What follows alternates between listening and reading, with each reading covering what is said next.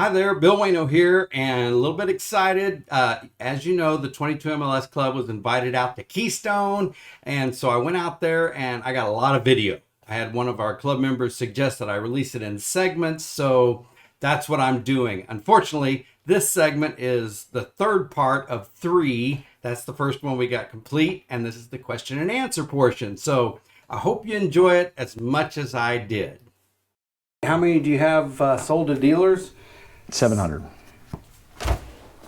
722 MLSs. I lied. We have 700 that are not scheduled. Not scheduled. So the ones that you saw today, most of those are retailed, but we've got some coming offline right after that are not retailed. Those are already vend. So we have 700 that are non-vend, meaning we have not scheduled them yet, that dealers are anxiously awaiting, as I properly say, getting those. Yeah, it's been a great ride. I'll tell you what, that 22 MLS really taken off. Mm-hmm. It's taken off. So is the 23 MLS, but that's neither here nor. I'm just I have kidding. no clue about that. So I'm giving Bill a little bit of crap just because, as much as I love the 22 MLS, I was a big advocate for that floor plan, which is why I came out with that floor plan. But of course, it's a small portion of our business, a mighty portion of our business, and will be for some years to come. But we, of course, have others as well. So you're going to cut that part. Didn't even register with me. Are you going to cut that out? I am going to cut that part out. Don't you dare cut that out. But the 22 MLS is growing. Yes, it is. It's growing. Yep. Yeah. So the first question one of our family members would like to know is, what is the procedure for quality checking each unit prior to shipping? Yeah, great question. It's an absolute great question. It's very, very important. And even then, as many processes as we have in place, we're not perfect. We wish we were. Obviously, it's something we strive to do, which is why we have processes in place to make sure that we eliminate mistakes. But I could ask you that question because I actually took you on a tour of 2 different places today. So I was hoping that you actually listened. But since I'm putting you on the spot, we'll do this instead. So, of course, on our factory line, we have multiple locations of quality control checkpoints. Did you remember the red tape as well? Do you want me to say it for you? I'd love to see what you got. All right. I'll help you out if you mess up. I appreciate that. Yeah. So as it's going down the line, what they will do is they will spot check each individual camper, and they take a roll of red tape. Now, this is a great incentive for someone to pick out imperfections because they don't actually have to fix it. I mean, if you're just looking for stuff, you're going to find them. So they'll see an imperfection, and I even saw on the line where there was just a marker, just a little bitty marker thing, and they take red tape and they go around it, and that earmarks it for repair. So it has to be perfect prior to leaving the line. Good job. Well done. It is very important to us, though, and we have multiple stations across the plant that we are going through and checking inside, outside, but we're also checking furnace. We're also checking air conditioner. We're checking water tanks. So we're going to fill the tanks to make sure that the sensors are working on the in-command system. We're checking the slide-out mechanism coming in and out, the auto level, the power stabilizer jacks. We're checking fireplace to make sure that's functioning properly. We're checking the TV. What fireplace is he talking about? Shame on me. Wrong floor plan. That's on the 23M. That's actually not on the 23 MLS either. So, shame on me. But you don't want a fireplace. They're, they're too warm. Anyways, yeah.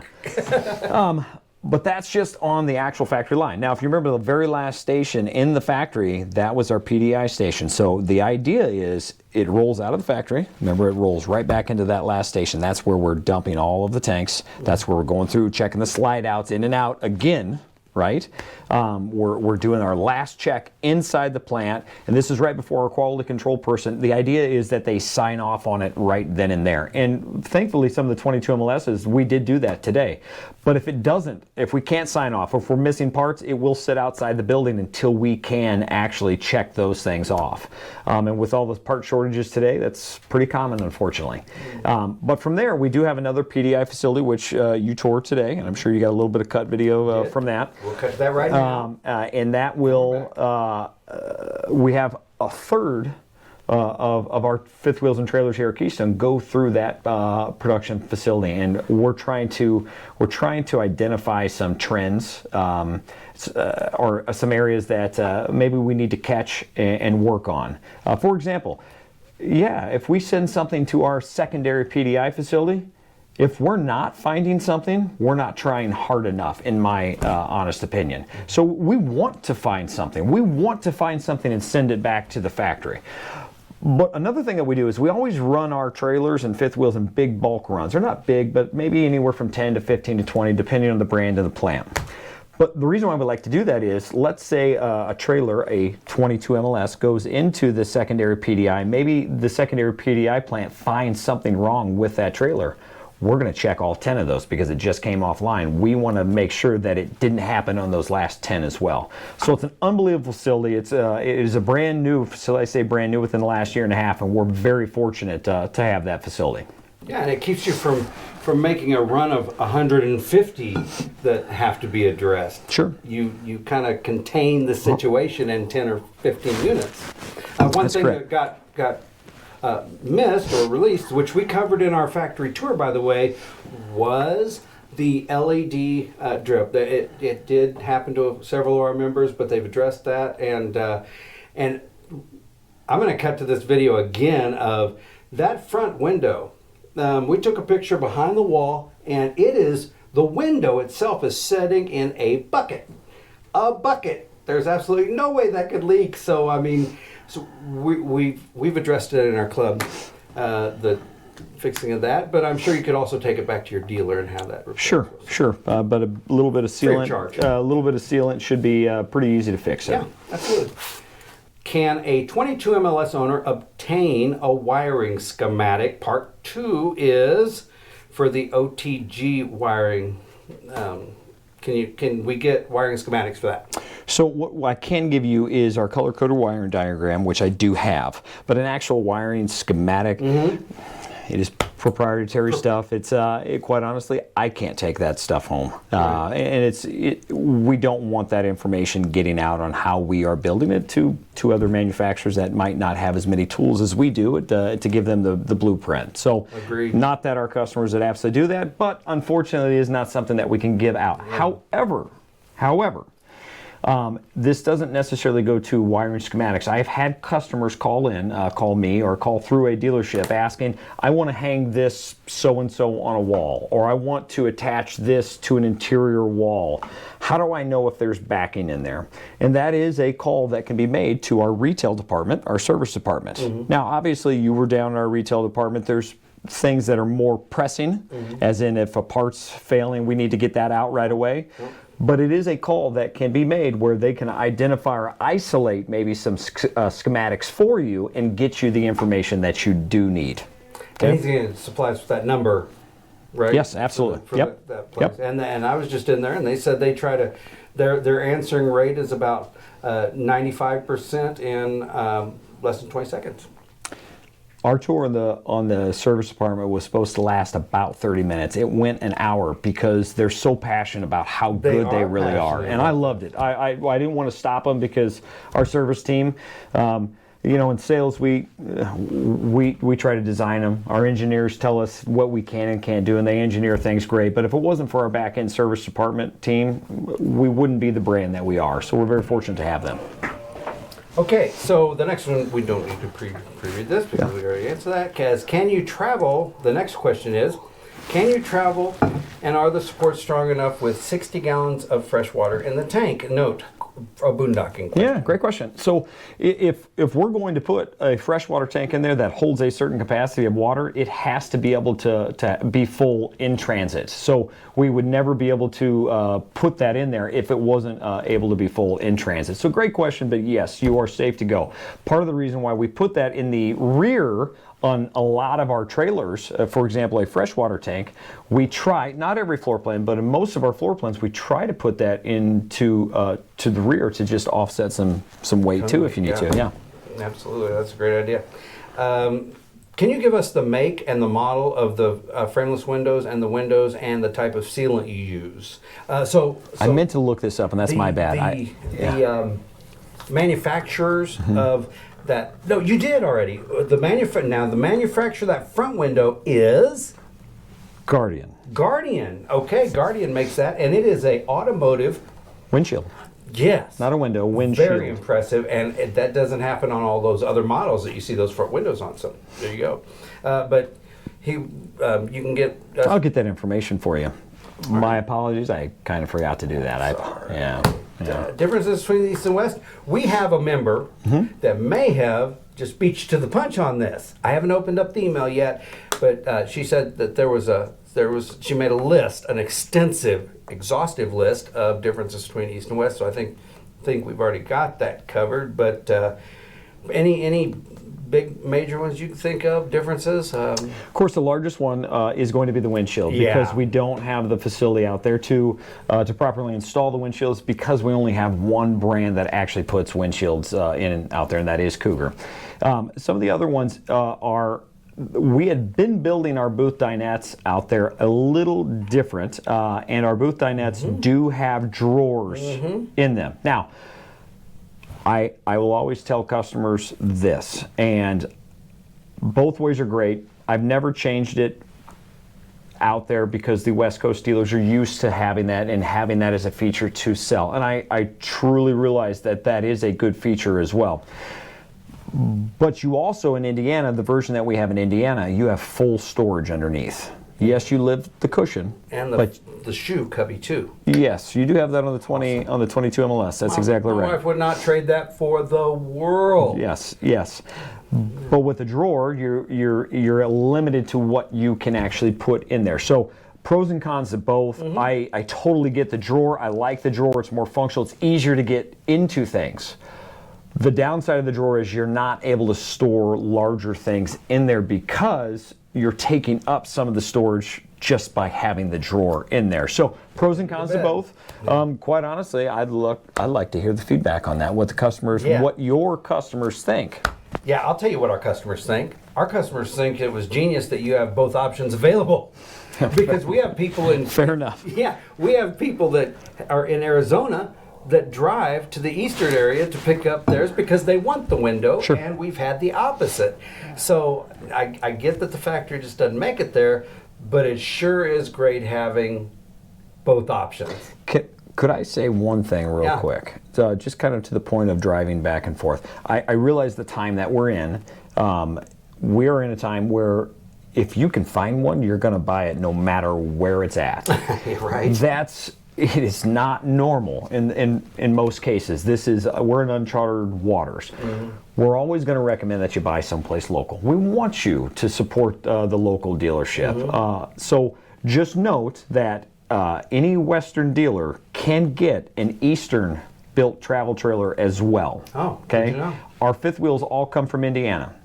There are 4 travel trailer floor plans that are built in Indiana that we do not build out west, but still ship them out west. So just so you know, we can get it from either place. Okay. Yeah. Which brings me to my next question is, where is the Western version manufactured, and do they allow tours? So we do not have anything in place out there for tours like we do here in Indiana, where right now we don't have any going on in Indiana, but we typically, or used to pre-COVID, every Wednesday we'd have customers all over the country that would come to Indiana, and we'd take them on a tour of our facility. We haven't been doing that since COVID, but like yourself, and if you're a part of this group, I'm a phone call away or an email away, and it's a matter of, hey, I'd like to come out there, and we'll get a factory tour here in Indiana. Unfortunately, because I'm in Indiana, it's hard for me or my sales reps to be able to take you on a factory tour out there right now. Now, that doesn't mean that's always going to be the case, but as of right now, unfortunately, we have to say no. Yeah. Well, we understand. And tell me, do you have any idea, or do you know of any changes that are going to be coming for the 22 MLS next year's model? Yes. Uh-oh. Oh, you want to know what they are? Oh, stay tuned. Stay tuned. Stay tuned. I can't give you everything. Okay, let me. Are we on the record or off the record? Yeah. Well, let me tell you. Let me ask it this way. Let me ask you this way. Are there any changes in the 22 MLS that you know of in next year's model? No, nothing major, nothing big. Yes. I'm really trying here. Okay, So let me here, ask you no, this. this is a good question. You gotta let me answer this. This is a good question. Okay, so more often than not, we're always trying to make changes, of course, for model year. And this year, it so happens that model year falls in August, which is typically when we make our fall changes. Before, we'd have almost two versions of the same model year. A 2021 and a 2021 and a half, right? Well, we kind of took COVID as an opportunity to say, you know what, we're not going to do that anymore. It's confusing to the dealers, which makes it confusing to the customer. So we're trying to coincide our model year with our fall changes. Well, the way the industry is right now, and it's just like we spoke about, we have 700 unscheduled 22 MLSs in the backlog. That's just that one floor plan. The way the industry is right now, we're completely sold out for not only the rest of this year, but into next year as well. There are no reasons for me to make any major changes to the 22 MLS or most floor plans. So we're going to have some minor changes. Now, we may have some extra features that are available as an option, and I would love to get into, but for the customers that already own one, just note that what I'm referring to is also something that can be done afterwards. In some cases, maybe some of you have already done it. So, like the access port for the bypass switch. Maybe. Yeah. Maybe. Something like that. Well, something like that we're kind of educated on in our group now, and a lot of us are doing that. But there are some people that can't quite do it themselves. Sure. They'll have to wait till one of our rallies happen, and then we'll have a station there where we can all do it for you. So, yeah. Or it could be one of those changes that he won't tell us about. Maybe. All righty. I did have someone enter. I don't know if we covered it in the tour that I recorded, so you might want to hit on this one more time. What is the backing in the wall that we screw our TV mount to? Is that a special plate? Do you remember the very thin, the sheets? Very thin. I got pictures of that. Yes. We'll cut to that right now. Very thin pieces of sheet metal that we glue. We glue to that before the actual extra layer of Luan goes on, so it's in there. And those are all in the places that they need to be. And it's not just for TVs. If we're screwing a cabinet into a wall, it's there. We have those galvanized backers everywhere where we need to. Anything that's getting screwed into a wall is getting screwed into an actual backer that will hold that screw. You could even use a magnet. You literally can run a magnet on the wall. Oh, because it's galvanized steel. Did you hear that? You can use a magnet. It's galvanized steel. That won't catch the aluminum studs, I wouldn't imagine, but the galvanized steel's plating would. Ah, good little tidbit. Here's a couple things that I wanted to know. How long's the Cougar brand been out? I mean, It's a great question. Yeah, great question. So Keystone has actually been around since 1996. Cougar came out in 2001, and we've been one of Keystone's top brands ever since the minute we came out. We've sold the most fifth wheels since that time frame as well. Montana, of course, is there as well. But I'll also tell you that even in Montana, they do so well. And I can say this because I worked for Montana. Montana does so well because sometimes those Cougar customers, maybe they just want just a little bit more in that big luxury 40-some foot full-size fifth wheel.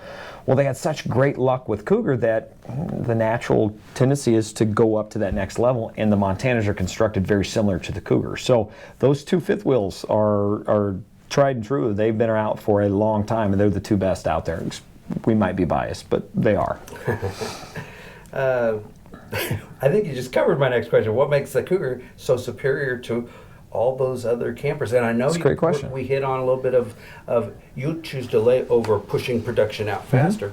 But what makes this Cougar? I'm going to answer this, and you're probably going to be surprised in my answer. Okay. It's because of all the things that we've done wrong is why we are the brand we are. We've been out since 2001. We've built over 160,000 travel trailers and fifth wheels. Keystone as a whole has built, we did this, actually I guess it was 2 summers ago now, our 1 millionth travel trailer fifth wheel. Now, that's a pretty big number. To give you an example, Cougar's one of the top fifth wheels in the industry. Last year we retailed 6,000 fifth wheels. So you can see how long it takes to get to 1 million as a manufacturer. That's a huge number. Yeah. Well, guess what? We've got 1 million of what to do or what not to do. And that's what's great about Keystone. If you remember talking to Nick Davis in service, he told you that where our service department is now, well, they got there because of where they weren't before. And that's the story on Keystone is, all right, it's not right. Let's change the process and let's make it better, not only for Keystone, but in some cases, the industry as well. Those automotive windshields are everywhere. We put a patent on the design of ours, but more brands are using it because we decided to come out with it and put the right stuff out there. Yeah. The color-coded wiring, other manufacturers will come on board at some point. You know, they're gonna make, other manufacturers are gonna have to do that, and the list goes on and on and on. That we weren't doing it the right way. So we identified some areas of how to do it the right way, and we have evolved and we've had the experience to do it. So long-winded. That's why. Hey, there you go. We're going through a parts shortage right now, with the COVID and with the canal blockage. And how's that affecting our 22 MLS production? Do you remember talking to the plant manager in Plant 31 today? What was the first thing he mentioned that we were missing? Do you remember? First thing we're missing. That they were having a hard time where they were hoping they were going to get, and they ended up getting it at 8:30 this morning. Ceiling panels. You can't build a trailer without ceiling panels. That's right. There are certain things. This morning. There are certain things that you can build and then go back. Dinette cushions. We can build a trailer and put the dinette cushions in later. Because of where the ceiling panels go in, it would shut the factory line down, which unfortunately that happened 2 weeks ago. We were shut down for a day and a half. That's part of it. But why were we out of ceiling panels?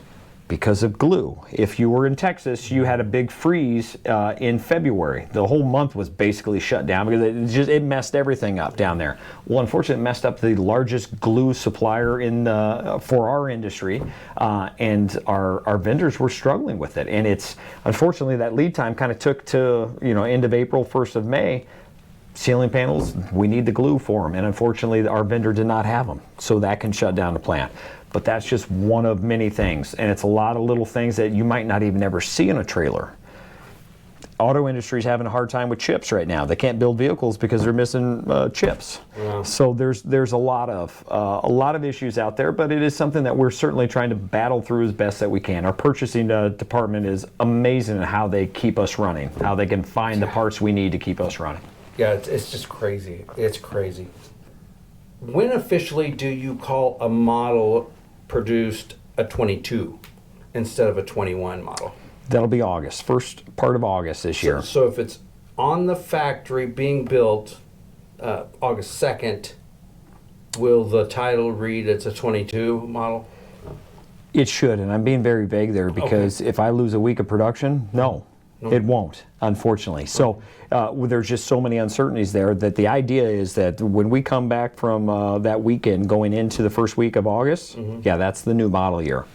But it may not be. Okay. That's the idea. So the title still might say it's 2021 if it was pushed back. But for all intents and purposes, if nothing goes wrong, you're just building them. August is the date where you start calling them the next year's model. That is correct. Okay, great to know. So we had a member suggest a couple things. I'm going to read them to you. Okay. Because they do care. If it's a concern to us, it's a concern to them. Water and furnace heater access door, the bypass switch. Round corners on the slide out. Now, I don't have an issue with this, but some people have brought this up. When you're in bed and you get up, your slide out, it's a corner. Yes. And a couple of our members addressed that's and I'm giving this list to him, by the way, so he can bring it up in a meeting or whatever. But it could catch your foot, and a rounded corner would be nice. I don't know if it's doable or not. That's a great question. Yeah. It certainly could be possible, but it could be to get that rounded. I believe it's a wood trim piece that's on the front. So to get that in there, it might be a specialty wood piece that have to be purchased to get the rounded effect. Yeah. So it doesn't mean that that can't be done. That's something I can certainly look into, though. Absolutely.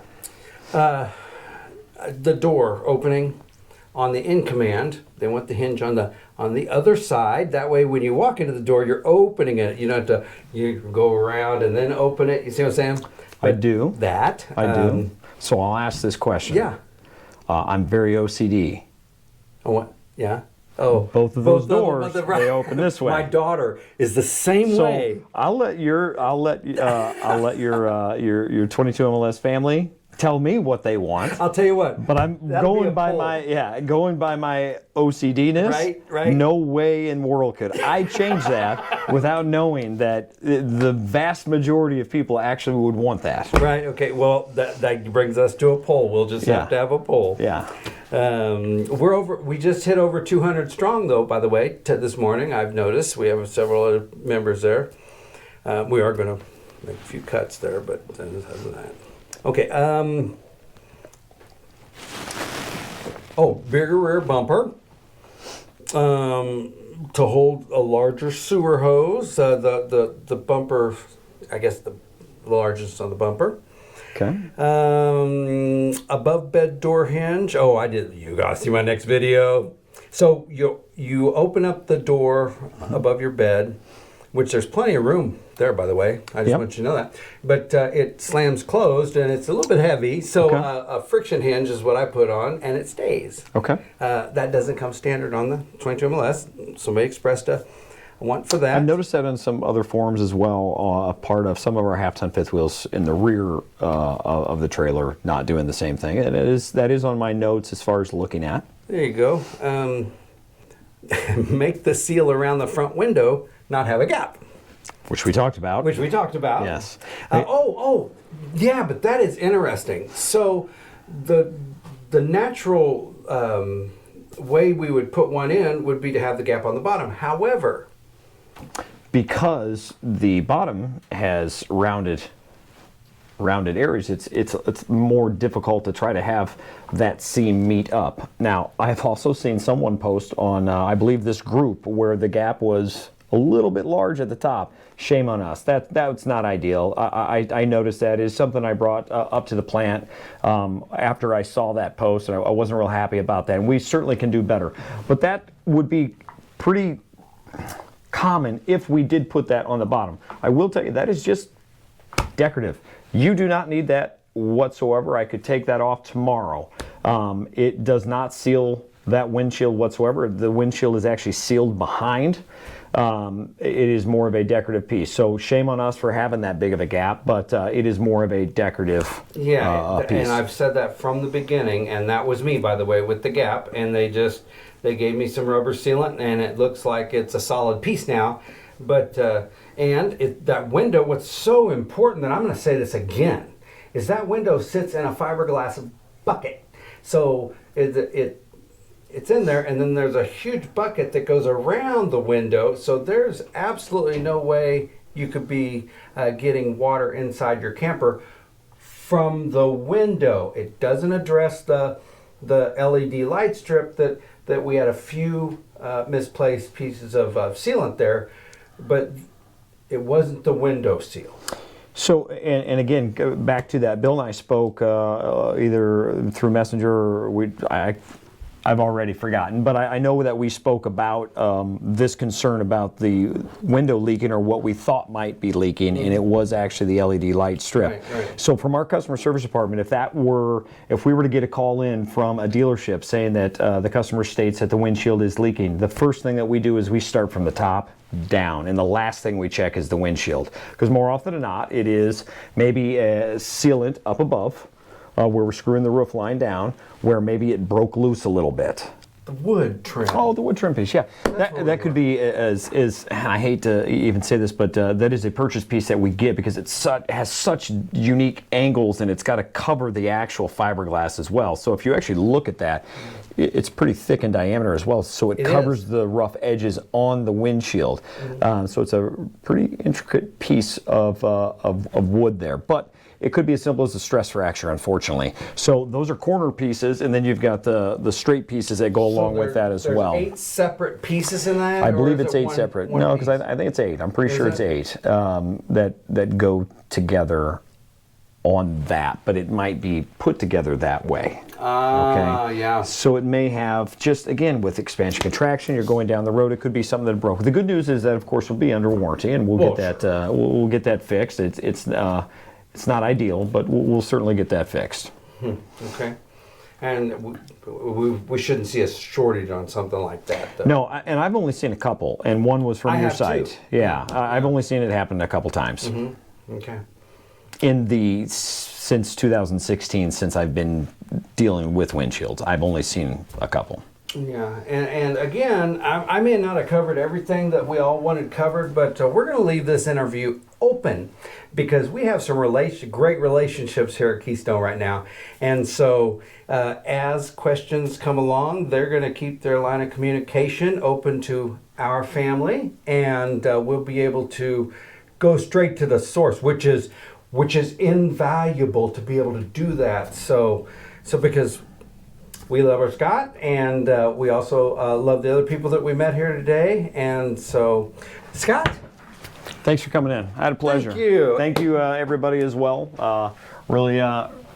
Really enjoy how positive this group is, and so fortunate to be in a part of it in any aspect that I possibly can be in. So, thank you guys very much.